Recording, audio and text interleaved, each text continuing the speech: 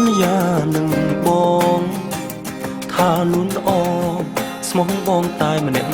ជាគូឲ្យបងតស៊ូខំប្រឹងសិក្សាពេលយើងរៀនចប់កាលណាសាងស្នេហារៀបការជាមួយគ្នាប្រឡងជាប់បែកខុតចិត្តអូនមិនបានជួបកលយ៉ាងទទួលបានសំបុត្រការអូនហូរទឹកភ្នែករៀបរាប់ប្រាប់ថាអស់សង្ឃឹមហើយរៀមរាក្តីស្នេហាមិនអាចបន្ត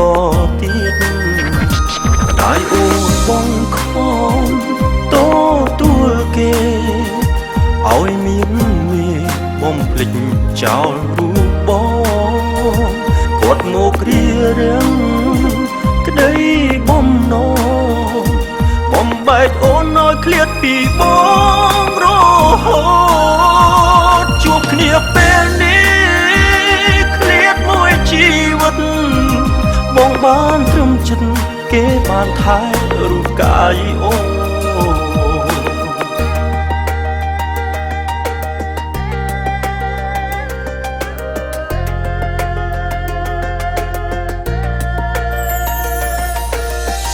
បងអរគុណចំពោះការស្រឡាញ់របស់អូនដែលធ្វើឲ្យបងចេះតស៊ូក្នុងការសិក្សាចេះស្គាល់អ្វីជាស្នេហាតែបងសុំទោសដែលមិនអាចជំនះចិត្តម្ដាយអូនបែរជាធ្វើឲ្យអូនស្រក់ទឹកភ្នែកព្រោះតែបែកពីបង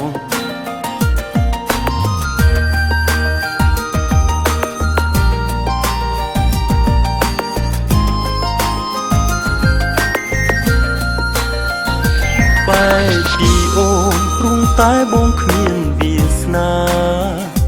សុខសង្សារមិនអាចតវ៉ាម្ដាយអូ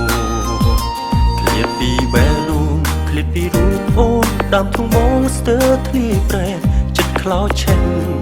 ក៏បងសូមជូនពរម្ដាយអូនបងខំ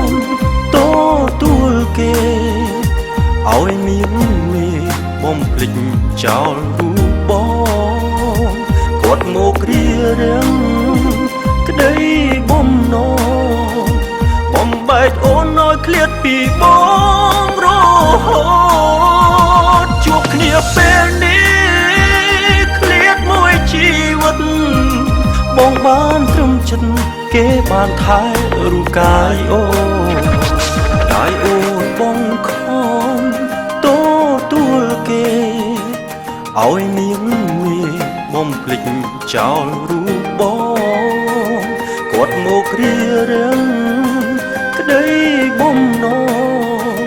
បំបែកអូនឲ្យឃ្លាតពីបងរហូ